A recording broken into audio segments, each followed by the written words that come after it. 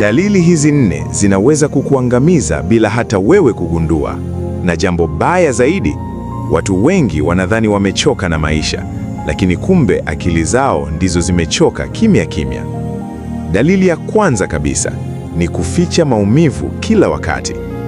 Moyo unaonyamaza sana huanza kuvunjika kimya kimya. Kujifanya uko sawa kila siku huichosha akili kuliko kusema ukweli wa maumivu yako. Pili, kujilinganisha na maisha ya wengine. Ukifuatilia sana furaha za wengine, utapoteza amani yako mwenyewe.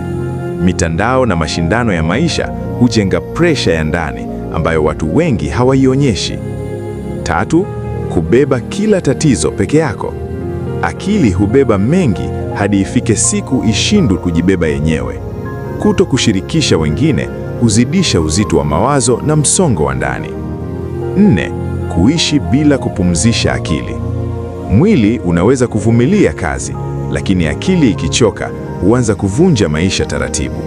Kazi nyingi, mawazo mengi na kukosa muda wa kupumua huathiri afya ya akili pole pole.